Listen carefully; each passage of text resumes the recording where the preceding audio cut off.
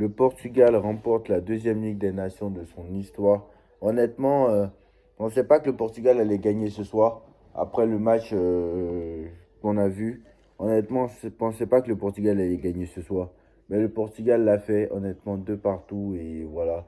Première défaite depuis très longtemps pour les hommes de Luis de la Fuente. Luis de la Fuente qui avait quasiment tout gagné. Qui avait déjà tout gagné depuis 2022.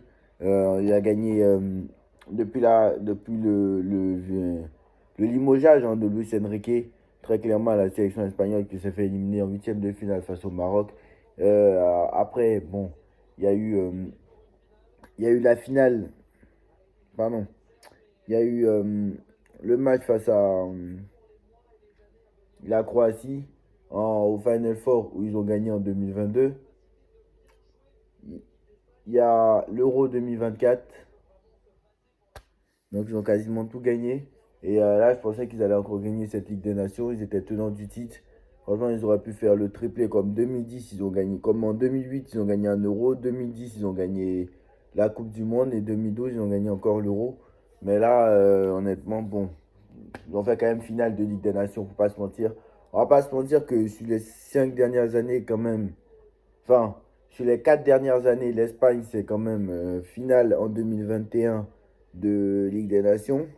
Ils ont fait, en 2023, ils ont gagné la Ligue des Nations. En 2025, ils ont fait finale de Ligue des Nations. En 2024, ils ont gagné l'Euro. Donc, à part la Coupe du Monde, franchement, ils ont quasiment tout fait. Voilà, Fabien Ruiz ce soir, je ne l'ai pas trouvé très bon, Fabien. Franchement, Fabien Ruiz, voilà. Mais il n'a pas joué ce soir. Donc, voilà. Mais il n'a pas trop joué ce soir. Mais je l'ai pas trouvé très bon, hein, Fabien Ruiz, je suis désolé. Ce soir, voilà, il aurait pu faire mieux. Mais Zubimendi a été très très bon. Mako Kurela, moi je l'ai trouvé catastrophique. Eysen et le Normand, pas mal. Mais les Espagnols ont plutôt été moyens ce soir. Je les ai trouvés meilleurs, ils étaient meilleurs face aux Français, franchement. Mingueza, je ne sais pas pourquoi il est titulaire ce soir. Je sais pas ce qu'il fait. Pedri, comme d'habitude, il est bon. Lamine Yamal, aujourd'hui, c'était son pire match. Lamine Yamal, c'est catastrophique, hein. Lamine Yamal, Oyarzabal, bon. Nico Williams, catastrophique. Honnêtement, je vous dis, honnêtement, ça me fait plaisir. Je ne sais pas pourquoi, mais en même temps, c'est une bonne chose que l'Espagne n'ait pas gagné. Vous savez pourquoi c'est bon que l'Espagne n'ait pas gagné? Parce qu'au moins, ils vont pas donner le ballon d'or à Lamine Yamal. Peut-être. Parce que Lamine Yamal a fait un match exceptionnel contre l'équipe de France. Et Lamine Yamal, peut-être, a fait son pire match de la saison ce soir. Et voilà. Même si Dembélé n'a pas été incroyable, voilà. Mais Lamine Yamal, heureusement que Lamine Yamal n'a pas été bon ce soir. Et comme Lamine Yamal ne joue pas la Coupe du Monde des clubs, voilà, au moins il aura que, voilà, au moins Lamine Yamal aura gagné que les trophées nationaux et pas de trophées européens.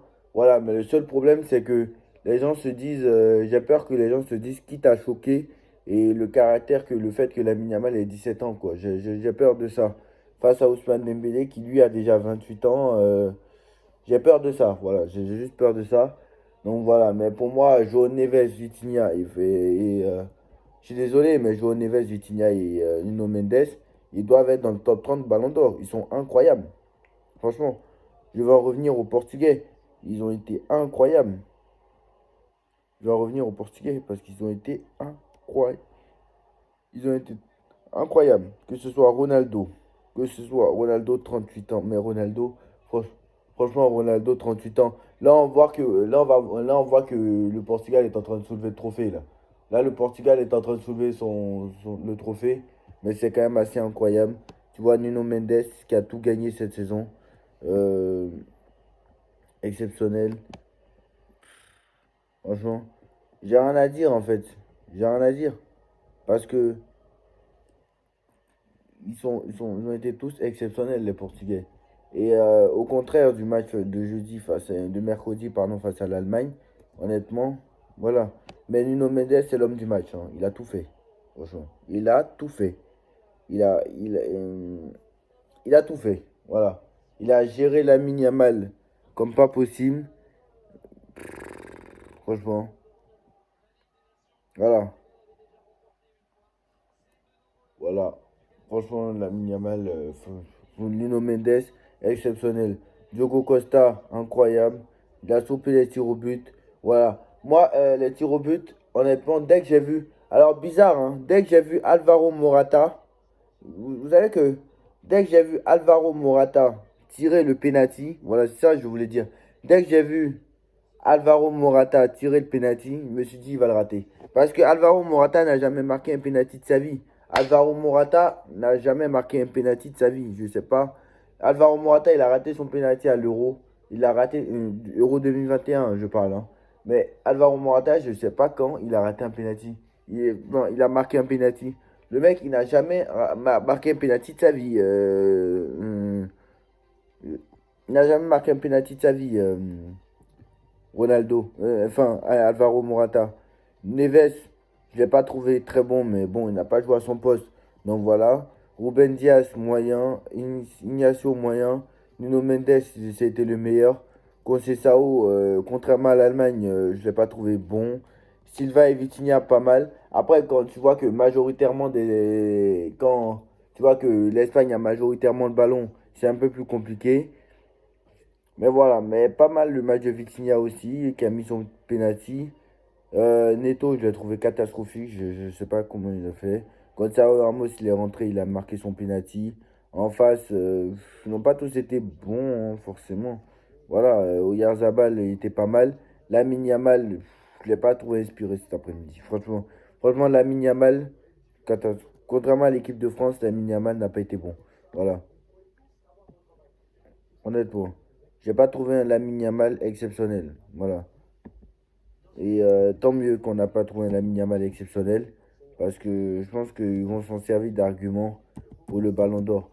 Et vous savez que très clairement, je pense très clairement que les mecs vont donner le Ballon d'Or à Lamine Yamal, hein.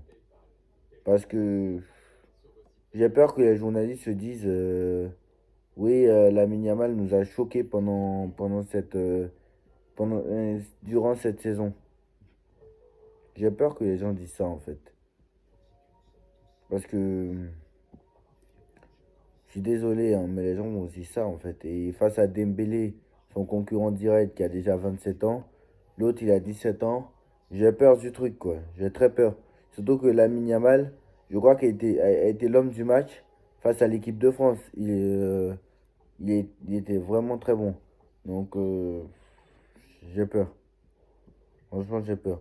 Mais voilà, en tout cas, victoire du Portugal. Honnêtement, João Neves, Nuno Mendes et Vitinha, ils doivent être dans le top 30 Ballon d'Or. Pas de souci. Je le dis, ils doivent être dans le top 30 Ballon d'Or. Parce ils sont vraiment incroyables. Et voilà. Ils sont vraiment incroyables. Et voilà, le Portugal gagne. Dites-moi en commentaire ce que vous en pensez. On like, on partage, on commente, on s'abonne. Maintenant, on va faire des vidéos mercato. Maintenant, la suite du programme, c'est très simple. Les vidéos mercato vont continuer. On va parler de mercato. Ensuite, on a la Coupe du Monde des clubs. On enchaînera sur la Coupe du Monde des clubs que le Paris Saint-Germain voudra gagner, bien évidemment. Donc voilà, on enchaînera là-dessus. Et voilà, on fera le Real, le Barça, etc. Alors, je pense pas que je débrieferai tous les matchs, hein, parce que il y a des matchs qui sont à 2 h 3 h du mat. Donc voilà, il y a le décalage horaire aussi. Donc voilà, on verra tout ça ensemble.